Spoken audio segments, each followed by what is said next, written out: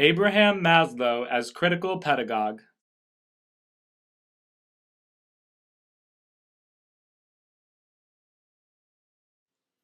Abraham Maslow was born on April 1st, 1908, in Brooklyn, New York. To please his family, he studied law at the City College of New York. However, he later discovered that his real interest was in psychology.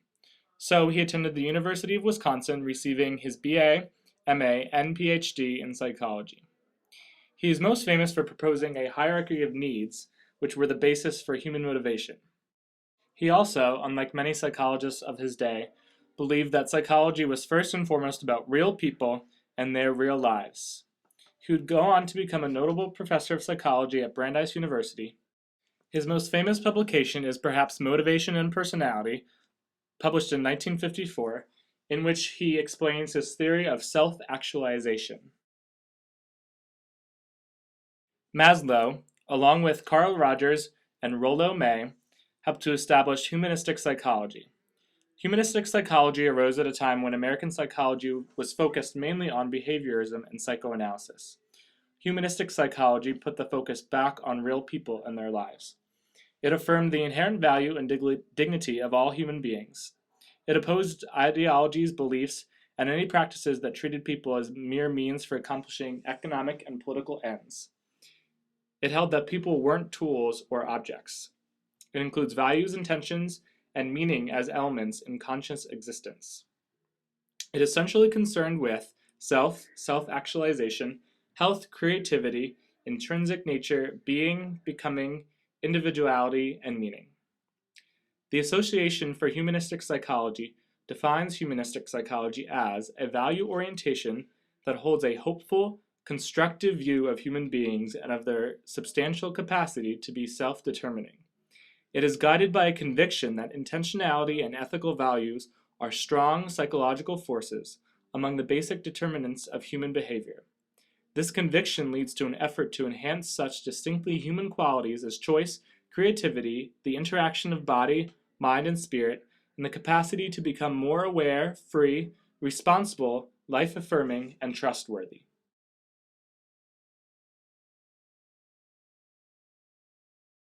Maslow's hierarchy of needs is arranged in a pyramid. The basic needs are psychological needs. It then moves to safety, love and belonging, esteem, and the top needs are self-actualization needs and other growth needs beyond. Maslow believed that these needs were the basis for all human motivation. This replaced what previously had been thought that biology, achievement, and power were the main things that motivated people.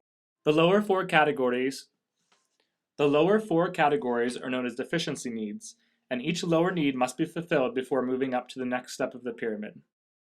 Maslow believed that the individual was only ready to act on his or her growth needs after all of their deficiency needs had been met. The most basic needs were psychological needs. These were the starting point for Maslow's motivational theory. They are all physiological drives. Although Maslow believed these needs to be independent of one another, he also believed that these needs and their associated behaviors may attempt to find fulfillment in each other. For example, if one is stressed and has not slept, they may try to fulfill their need by eating. The next step on the pyramid are the safety needs. Someone at this step will be focused on the search for a secure future. They will be made comfortable by rhythm and routine, and their needs will often be fulfilled by what is familiar and well known to them. They search for comfortable things. The middle step of Maslow's hierarchy of needs are love and belonging needs. When both the psychological and safety needs have been gratified, love and belonging will emerge as the new center of their cycle and search. The individual will strive for affectionate relationships and meaningful connections both with other people, and they will like to find their place in a group. The next level on the pyramid are the esteem needs. All people, no matter what, have a need for stable, high evaluations of themselves. They want to have self-respect, and they want to earn the esteem of others. This esteem is based on the basic desire for ability, achievement, and respect from other individuals that all people have. The final and most important level of Maslow's hierarchy of needs are the self-actualization needs. Self-actualization is what we will later compare to the concept of conscientization in critical pedagogy. People at this stage are characterized by four main things.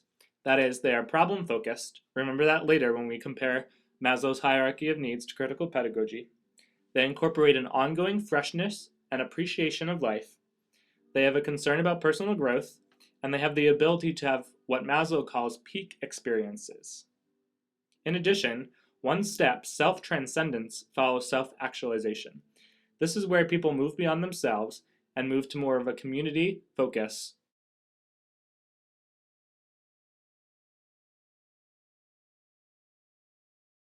The 5 tenets of critical pedagogy for music education are that music education is a conversation, music education broadens the student's view of reality, music education is empowering, it is transformative, and it is also political. Let's discuss Maslow's thoughts in relation to the first tenet of critical pedagogy, that is that music education is a conversation. This means that it involves both student and teacher posing problems and solving problems together. This discussion often occurs in the context of who the students are and where they come from. This conversation is constant. Similarly, the process of self-actualization is one of constant action. It's not a goal, but it's more like a process that is always going on, like the conversation of music education. Now let's look at the second tenet, that is that music education broadens the student's view of reality. The ultimate goal of teaching music is to change the way that both the student and the teacher understand the world in which they live together. It draws on personal experiences from both parties and uses the music to relate to those experiences. That music becomes the catalyst for change. Similarly, Maslow believed that the growth-motivated person can better perceive opposites, dichotomies, polarities, and contradictions in the world. That's what we'll call problems. The third tenet of music education is that music education is empowering. All students should be able to take the power to make music themselves and to be musicians. Through music, the students come to know that they know. In Maslow's philosophy, the self-actualized person, quote, sees reality more clearly. Their eyes see what is before them without being strained through spectacles of various sorts to distort or shape or color the reality. That is, students know what they know and can see through their own lens. They are not influenced by other facts that are banked in their minds. Rather, they understand that they have made meaning from their education. The fourth tenet is that music education is transformative. Educators only understand that learning has occurred if the teacher and the student can both recognize a change in perception. In this way, music is a very powerful catalyst for transformation, and it's this transformation that is some kind of product that can be assessed. Maslow believed that self-actualization leads to the increase of insight and understanding, to knowledge of self, and to the steady growth of personality. This is a similar transformative experience. Change in Maslow's hierarchy of needs becomes not about the acquisition of habits or associations, but rather about a total change of the whole person, similar to transformation in musical education. The person should be a new person with new thoughts, not an old person with just new habits or new facts banked into their mind. Finally, music education is political. All communities have some issues of power or control that are central in their community. These issues often manifest themselves both inside the school building and, yes, inside the music classroom. The music curriculum must recognize these power struggles and help students to deal with it. Maslow believed that because people at the final level of the pyramid are not motivated by food, water, or other deficiencies, but rather by self-actualization and self-transcendence, they are no longer dependent on the real world for their gratification. This allows them to make an objective look at the politics of their circumstances and empowers them to enact change because they are not slaves to their environment. Let's also compare Maslow's ideas to the critical pedagogy music education teaching model. It is a 4-step process that involves problematizing, prescribing, personalizing, and performing. Critical pedagogy acknowledges that all lessons are rooted in problems. These conflicts must be presented through ways that speak to the student. Maslow also encouraged the process of problem centering. He believed that self-actualized people must move on to self-transcendence, focusing on problems outside of themselves. These problems should be solved together by both teacher and student through dialogue. They ask the question, who may they become? That is, they are focusing here on the transformation and the process. Maslow believed that these people lived in the widest possible frame of reference. That is, that self-transcendent individuals would work within a framework that connected the problematics of their worlds with the content of the lesson, discussing these concepts together. The third step of the critical pedagogy lesson plan is personalizing. That is where students connect the information to their own lives and add value to it. They ask the question, who may we become together? That is, the teacher and the student. Maslow acknowledged that when self-actualized people wrestle with problems, they become their own philosophers. That is, they personalize issues and problems that they face in their world and connect them to their own lives. He said that this carries with it dozens of implications for every area of daily living. Should not this also be the purpose of a critical pedagogy for music education lesson plan? Most importantly, it adds social and interpersonal importance. The final step of the critical pedagogy lesson plan is performing. That is where teacher and student share what they have learned together. Maslow also recognized that creativity was a universal characteristic of well-adjusted individuals, and he said that the ability to perform was a potentiality given to all human beings at birth. As a result of their learning, the transformation has occurred. The students have most likely become less inhibited, less constricted, less bound, and less what Maslow called encultured.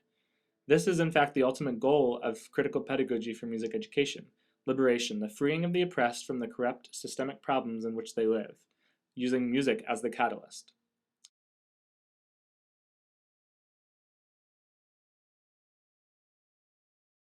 Let's review what we've learned in comparing Maslow's theory of motivation and his hierarchy of needs to critical pedagogy for music education. First, the process of self-actualization is comparable to Freire's concept of conscientization, or knowing what one knows, which is evident in empowering music education. When one's deficiency needs are met, they can focus on growth. Similarly, in music education, when one feels comfortable in an open, honest, and trusting classroom they can grow in, one that honors their world, they are more open to dialogue and interaction with others, embodying the conversation that music education should be about. Just as problematizing is the basis for a CPME lesson plan, the well-actualized person is capable of perceiving problems in their own world and dealing with them effectively. Critical pedagogy for music education broadens students' worldviews and changes their perception, and Maslow believed that healthy, self-actualized people should continue growing through the process of self-transcendence, whereas their views are broadened and they take into consideration the needs of other people. Self-actualization changes our perceptions of other people. They are not just objects or tools, but our equals. This is one of the basic principles of humanistic psychology that Maslow helped to develop. This humanizing psychology is also comparable to the humanizing pedagogy of critical pedagogy for music education, where all students are valued and their worlds are honored. Just as the goal of critical pedagogy for music education is transformation, Maslow points out that the growth self-actualized people seek is deeper insight and understanding, as well as a change in perception. It can then be seen that Maslow's hierarchy of needs culminates in a transformation, just as the CP lesson plan should culminate in transformation. Also, Maslow's higher needs are not about acquiring things or facts or developing certain ideas, but they move beyond that. They are about transformative experience. In a CPME lesson, the problems are discussed in relation to the lesson content and each student's world. They're not just abstract concepts that have no value to the student. In Maslow's term, the lesson plan would be problematized in the widest range of reference. That is, that students try and determine who they may become in this. Maslow believed that when self-actualized people wrestle with these issues, they became their own philosophers. In CPME, the comparable experience would be that people are empowered to make meaningful decisions about things that are of value to them, and they're also empowered to be musicians. Considering the question of who teacher and student may become together, both subjects realize the implications of the lesson on everyday living and hope to cause positive change to ease the burdens of others. It is through these comparisons between humanistic psychology and critical pedagogy for music education that I believe one could also make the case to ground critical pedagogy for music education in the philosophies and teachings of Abraham Maslow,